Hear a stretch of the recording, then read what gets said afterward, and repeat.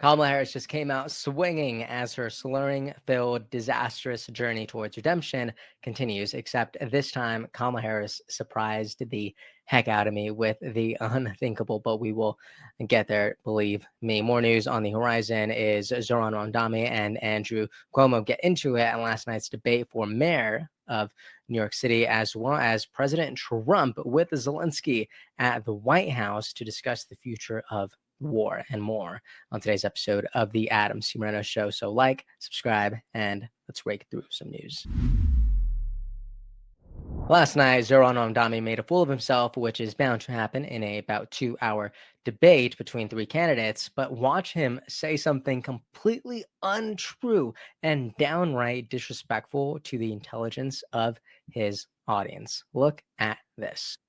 What the assemblyman is saying is he doesn't believe in law and order. He believes in defunding the police, disarming the police, disbanding the police. That's who he is. Abolish jails. Sorry, I have a question for you. Okay, 15 seconds. Very rebuttal, quickly. Mr. Rondani, and then we do just 15 seconds because we have a question for Mr. Cuomo. Mr. Cuomo lies again and again and again. I am not running to defund the police. I am running to actually work with the police to do. What? Zoran Rondami right here says very clearly that he is not running to defund the police. And at the exact same time, he is accusing Andrew Cuomo of just lying about it. But what do the facts say? What do the receipts say? Look at this. Zoran Rondami, time and again, endlessly has talked about defunding the police. Look at that. Defund Haram police, defund it, dismantle it, defund the police and build a socialist New York, defund the police. No, we want to defund the police. He literally says all of these words. Defund the NYPD. What we need to do is defund the NYPD. Look at this. He has said it a million times. What are you talking about that you're not running on this platform? Sir, yes, you are. And everyone knows it. Anyone with a brain knows it. Yet, Zoran Rondami wants you to think that Cuomo is the liar while he stands there and lies right to your face. This is ridiculous. I know something else that's ridiculous. Check this out. Zelenskyy's encounter at the White House. We knew this was coming. President Trump signaled that there would be some good news in this arena, hopefully very soon, if there's cooperation between Zelenskyy and Putin. But look at this. When he was asked by a reporter about some solutions, he was very good at dancing around the question a bit. Check it out. But to meet that deal, both sides had to make concessions. Our president has stuck out his neck in many ways to make a peace deal for your war as well. What specific concessions are you willing to make to end this war with Russia? Will you give up joining NATO? Americans have foreign war fatigue, and our president, as he said, we need our tomahawks too. To me? Yes, you, President Zelenskyy. Thank you very much. That's some question, right? So many questions in one. Thank you very much for your question. First of all, I think we need to sit and speak. The second point, we need ceasefire. Even now, you see in the Middle East, it's very difficult to hold ceasefire. Everywhere, in every war, it's very difficult. We want peace. Putin doesn't want. That's why we need pressure on him. We will speak with President today what we need. We understand what we need to push Putin to negotiation table.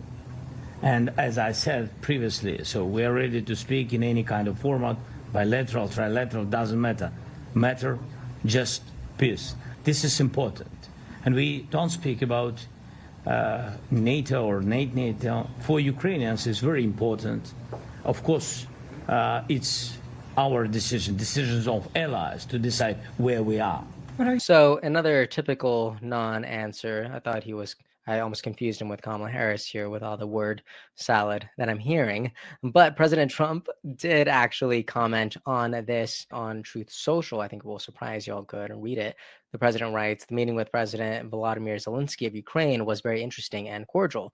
But I told him, as I likewise strongly suggested to President Putin, that it is time to stop the killing and make a deal. Enough blood has been shed, with property lines being defined by war and guts. They should stop where they are. Let both claim victory. Let history decide. No more shooting, no more death, no more vast and unsustainable sums of money spent. This is a war that would have never started if I were president. Thousands of people being slaughtered each and every week. No more. Go home to your families in peace. Please. I do love how President Trump's posture here is simply stop the shooting. No more death. He just wants the ruthless killing to end. Why? Because he's a person, because he's human. He's a good man. So will it happen? We will see. And now here's Kamala Harris, who just surrendered to Elon Musk, finally giving him credit and virtually apologizing to the poor guy at a recent Fortune event. Brace yourself, because this is huge. I write in the book that I thought it was a big mistake to not invite Elon Musk when we did a big EV event. I mean, here he is, the major American manufacturer of extraordinary innovation in this space. Well, and in space. And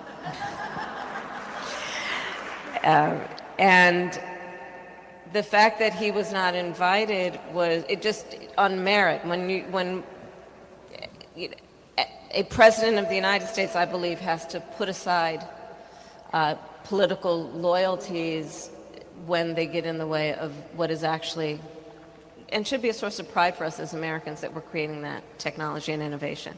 So I thought that was a mistake, and I don't know Elon Musk, but I have to assume that that was something that hit him hard and had an impact on his perspective.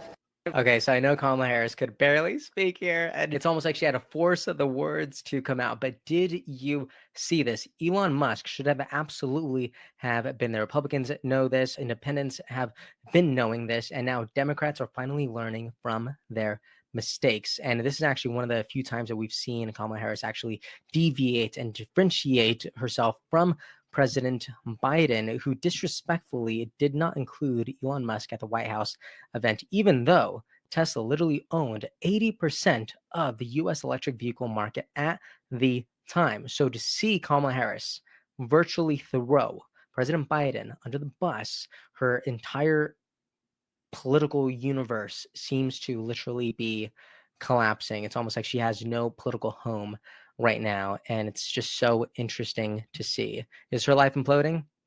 You know what?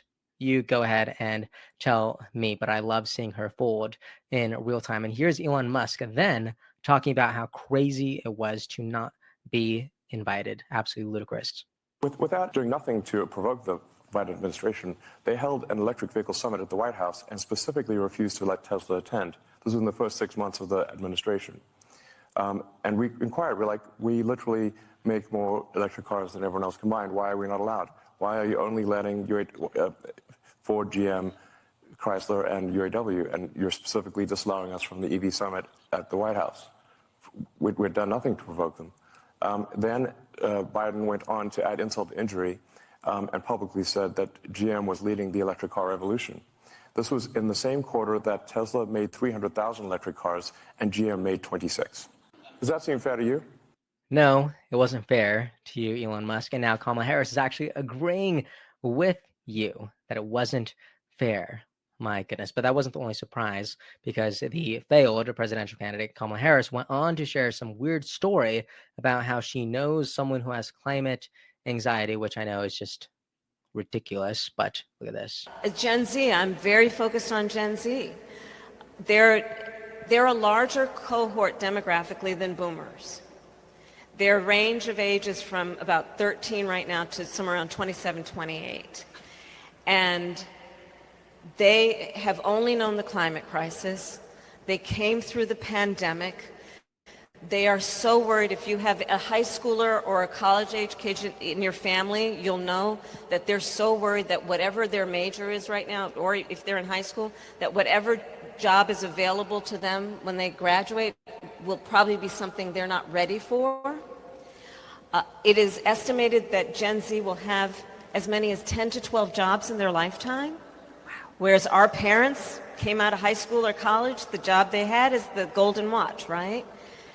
And they're experiencing what they've coined climate anxiety, which is their fear that because of changing and extreme weather, that the future of their lives is very much at stake. My goddaughter, who's a junior in college right now, was crying to me just 2 days ago, worried about what is the world going to be for me, Auntie, she said, when I want to have kids. Should I even be thinking about having children?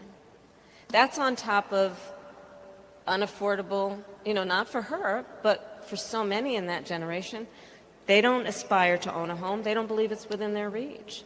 Okay, so 3 things to Kamala Harris that I really need to get off my chest. For one, Kamala, why are your eyes closed for like 3 entire seconds here? That's weird, okay? But whatever, I digress. Kamala Harris, secondly, thank you so much for actually bringing attention to this, because this is actually a big deal. I am Gen Z, and I don't think anybody realizes just how bad it is out there. Look at this. Gen Z and millennials cannot afford to buy a house. Housing prices are skyrocketing everywhere, and jobs to pay for these houses are diminishing also everywhere. Look at this. Over 4 million Gen Zers are now jobless. This isn't a headline. This is a dark, dark reality. And now the third part of this is, Kamala Harris, where the heck were you? All right. You talk about how these are problems, yet you seem to be absent when you could have actually fixed those problems. It's almost like this was your job to fix. What did you do during your job as vice president that allowed these homes to surge in prices? Look at this, jumping over 27% in prices alone, and interest rates going from 2% to almost 8%. Are you kidding me? Where were you? Where were you when normal things went so ungodly expensive, like a gas, making it harder for normal people to actually live and save and exist? Where were you? These are very big problems that Kamala Harris could have tackled when she was vice president, but she chose not to. She chose to abandon young people and Gen Z, the people who she is out here trying to save now, advocate for now. Just absolutely unforgivable, if you were to ask me. And now here's Benny Johnson also talking about this crisis that is the housing crisis and job opportunities for young people. Look at this. Kids can't buy homes. Well, what the hell is going to happen in 10 years? No. In 20 years? Kids don't have enough money to buy a home. What's the average price of a home in your district? No, What is it, $1 million for a starter home? Like, for something that is no bigger than the studio, is it $1 million? How is that possible? And kids are working at Starbucks for minimum wage, the same minimum wage approximately as when I was a kid. no. So it's like, What's so sad? I don't want to interrupt. Did you see the Maxwell House? He is completely right, and it is so sad to see. So I am partially grateful to Kamala Harris for at least talking about it, I guess. I would have been more grateful for you had you actually had done something, because I'm just disgusted that you chose to turn a blind eye on this problem while you were actually in power. And now today I am hopeful that hopefully President Trump attempts to pay for the sins of his former administration in this way as well, including what's going on in Ukraine and Russia. Busy guy, I understand, but this is also a huge problem that is going to be catastrophic for young people if this continues to be ignored.